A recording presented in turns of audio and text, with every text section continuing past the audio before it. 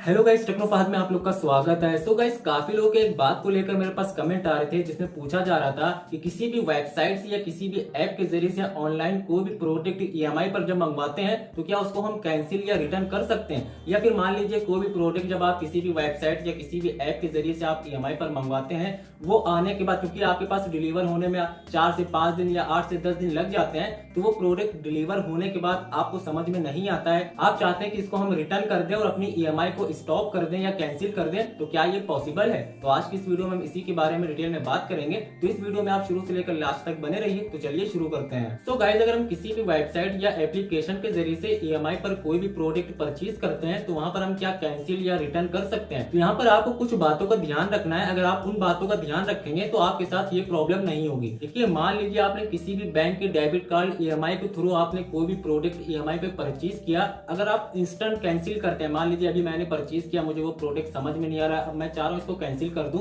तो वहां पर अगर आप इंस्टेंट कैंसिल करते हैं तो वहां पर आपकी ईएमआई कैंसिल हो जाती है। तो वहां पर आपको कोई प्रॉब्लम नहीं होती। अब मान लीजिए कि आपके पास वो प्रोडक्ट 6 से 7 दिन के बाद आपके एड्रेस पे वो डिलीवर हो गया, आपने उसके बॉक्स को ओपन वगैरह किया, अब आपको लग रहा है कि ये प्रोडक्ट अच्छा नहीं लग रहा है, मैं सोच रहा हूँ इसको रिटर्न कर दूं और यहाँ पर ईएमआई को कैंसिल कर दूं। उस पीरियड में आपको सिर्फ यही एक ऑप्शन मिलता है कि जो प्रोडक्ट आपने मंगाया है आप उसको सेल कर दें और आप उस पैसे से अपनी ईएमआई को पे कर दें, या फिर आप जो है उस पैसों से अपनी ईएमआई को क्लोज कर सकते हैं। उसके अलावा इसी तरह से अगर आप क्रेडिट कार्ड के जरिए से कोई भी प्रोडक्ट ईएमआई पर लेते हैं किसी भी वेबसाइट पे या किसी भी एप्लीकेशन पे, तो वहां पर भी यही चीज होती है। आपने अभी कोई भी प्रोडक्ट परचेज किया, आपको समझ में नहीं आ रहा है, तो आप जो है इंस्टेंट कैंसिल कर सकते हैं। तो वहां पर भी आपसे कोई भी फीस वगैरह नहीं ली जाती है और आपका जो भी अमाउंट होता है वो आपके ऑटोमेटिकली आपके क्रेडिट कार्ड में क्रेडिट कर दिया जाता है। उसके अलावा इसी तरह से अगर आप बजाज फाइनेंस ईएमआई के थ्रू कोई भी प्रोडक्ट परचेज करते हैं ईएमआई पर, अगर आप इंस्टेंट कैंसिल कर देते हैं उस प्रोडक्ट को, तो आपके ईएमआई कार्ड में रिटर्न जो भी अमाउंट होता है आपका वापस क्रेडिट कर दिया जाता है, उसमें आपकी ईएमआई नहीं बनती है। अब यहाँ पर आपको इस बात को समझना है। अब मान लीजिए आप किसी थर्ड पार्टी कंपनी के थ्रू अगर आप ईएमआई पर कोई भी प्रोडक्ट लेना चाहते हैं, तो वहां पर आपको जो है ईएमआई कैंसिल का ऑप्शन देखने को नहीं मिलेगा। जैसे कि जीएस्ट मनी हो गई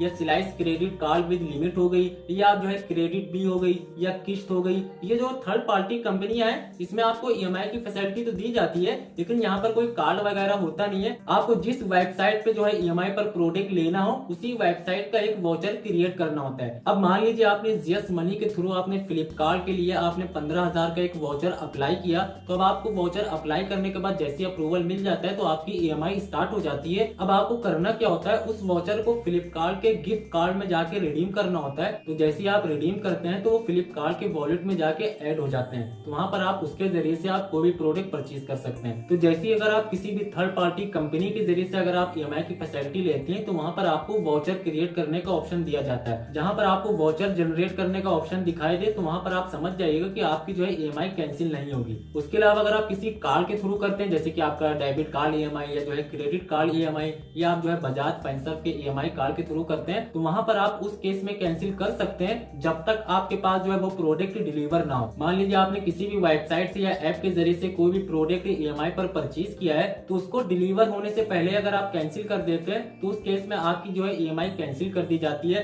फिर वो आप डेबिट कार्ड ईएमआई के थ्रू करें या आप क्रेडिट कार्ड के थ्रू करें या आप बजाज फाइनेंस ईएमआई कार्ड के थ्रू करें। लेकिन यहाँ पर आपको ये ध्यान रखना है, जो थर्ड पार्टी कंपनियां होती हैं जिनमें आपको एक वाउचर क्रिएट करना होता है, उस केस में अगर आप वाउचर क्रिएट कर लेते हैं उसके बाद आपकी ईएमआई कैंसिल नहीं हो सकती है। फिर चाहे आप उस वाउचर को यूज करें या ना करें, लेकिन आपकी ईएमआई डेट स्टार्ट हो जाती है उसी दिन से जिस दिन आप जो है वाउचर को अप्लाई करते हैं। सो गाइस, इस तरह से आप अपनी ईएमआई को कैंसिल कर सकते हैं। तो यहाँ पर कुछ कंपनियों में आपको ये ऑप्शन देखने को मिल जाता है ईएमआई कैंसिल करने का, कुछ कंपनियों में आपको ये ऑप्शन देखने को नहीं मिलता। अगर आपने ईएमआई पर कोई भी प्रोडक्ट ले लिया है या वाउचर आपने ले लिया है, तो आपको उसकी ईएमआई देना ही देना है। फिर आप चाहे उस लिमिट को या उस वाउचर को यूज करें या ना करें, लेकिन आपको ईएमआई देना ही देना है। यहाँ पर आपको सबसे पहली चीज का ये ध्यान रखना है, जब भी आप किसी भी वेबसाइट या ऐप के जरिए से ईएमआई पर कोई भी प्रोडक्ट लें, इसके थ्रू ईएमआई पर उस प्रोडक्ट को ले रहे हैं, मतलब किसी कार्ड के थ्रू या जो थर्ड पार्टी कंपनियां आपको ईएमआई की फैसिलिटी देती हैं उनके थ्रू आप ले रहे हैं, तो आपको इन चीज का ध्यान रखना है। इनकी टर्म्स एंड कंडीशन को आपको पहले देख लेना है,